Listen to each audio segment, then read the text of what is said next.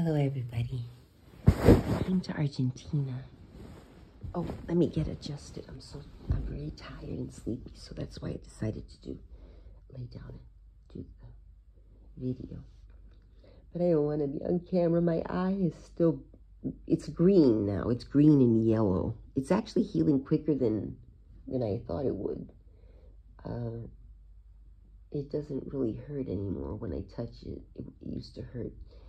So anyway, it's on its way, but I still don't want to be on camera. I have to really, get fixed up and do my hair, and I don't feel like, especially not right this minute. So I came down here, and things are better. The economy has improved for Argentine people. Things are not as cheap for us with the dollar. You know, it's still reasonable though, reasonably priced things, but yeah, not cheap. When you would come a year or two ago, you'd be like, this is amazing, it's so inexpensive, and it's, this beautiful whatever, just meal or something, or a pair of shoes, or a pair of tango shoes, $60, for example, leather. You can buy it and resell it to a dancer in America. Actually, I do have a pair of tango shoes on sale from Argentina. That's why I brought them. I'm a friend of mine is selling them. I'm going to see if we start doing something where I import and sell. I've just got no energy for anything anymore, but I could do that. I mean, it's not my dream job, but I guess I could do it.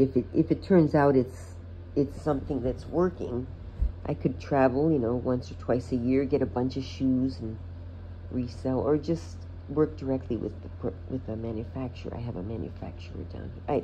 He's not my manufacturer. He is an independent manufacturer of shoes that I would buy from and resell.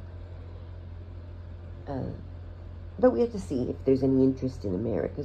I'm not the first person selling dance shoes, but they are good quality and they're reasonable price, and I could probably give competitive pricing if I got serious about it. But you know me with my ideas, where I have these great ideas and I just I don't feel like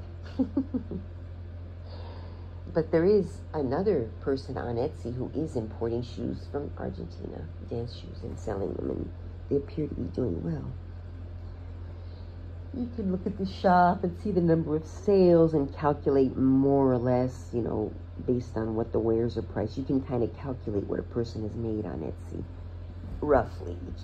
You can't get into the details. You don't know if they sold it like on sale for half price or something. You'll see a price on their current items. You can't see the price on their sold items, but you can roughly.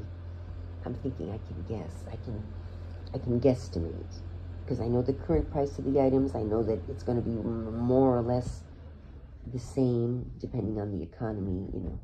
It's going to stay to the pegged to the economy. Anyway, so that's one. Oh, and the reviews. There are people who have reviews, and then I think you can see what they paid for the item, because oh, no, you can't. You still can't. But you can see what year.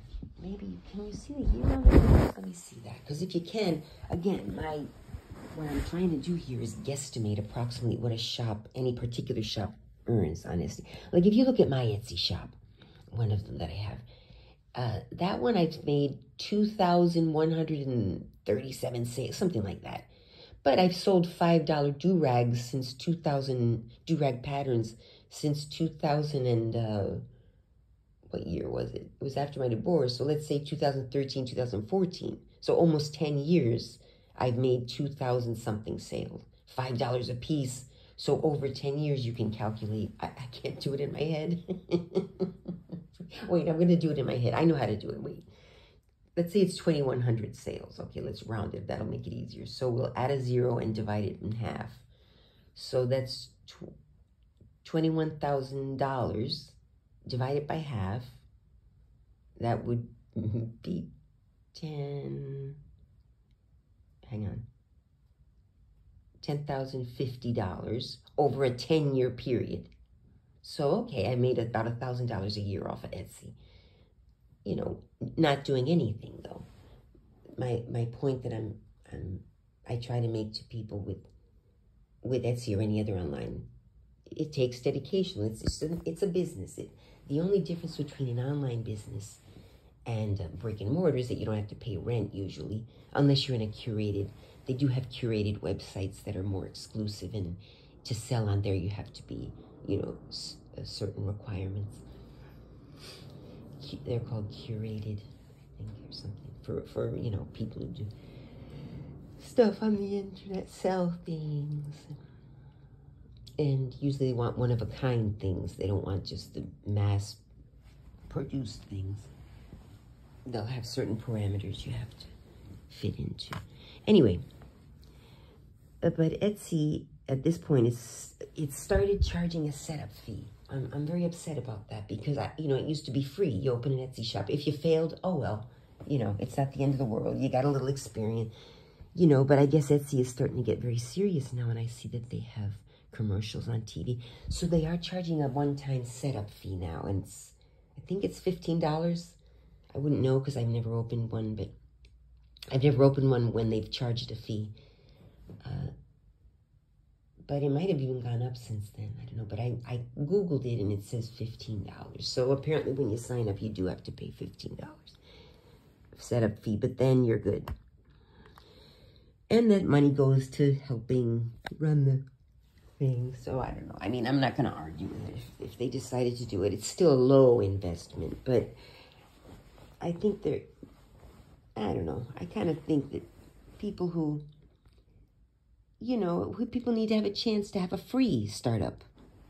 You know, maybe there's someone who's very inspired. Let's say there's a homeless person, and suddenly he got this idea out of some idea, and he wants to start this business, and he's like, oh my God, this is going to work. I'm going to get off the street now. You know, finally, you know, people have shown interest, whatever. Yeah, oh, hey, open up a shop. I'll buy some or whatever, you know. I don't know. Just, I can't imagine a situation. But imagine, like, a situation where all they need is $15, and it could be the end of their problems. Like, on the road to and they don't have it. They don't have the $15. Sure, they can get $15. You know, can ask for change, and then maybe, I don't know. I mean, there's a way but it makes it so much harder, you know. If you got to eat that day, if you get $15 begging for change, you're going to get something to eat. You're not going to open a shop. Which, I guess it's not that hard to get $15.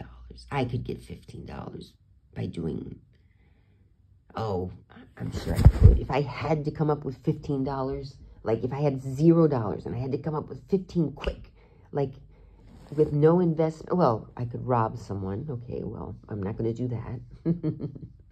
I could swindle someone, or I could sell something. And there you start to have something that's, but to sell something, what do you sell? Oh, a free, okay, there we go. People will donate clothes. Now, hopefully they'll be decent condition clothes. But they'll donate clothes to the homeless. So you get a piece of clothing, or 2 or 3, and sell 3 of them for a couple bucks, and then you have your $15. I hope I'm being ASMR. I'm trying to remember. I better just update this because I'm falling asleep and I don't want to say something stupid. Thanks for listening, guys.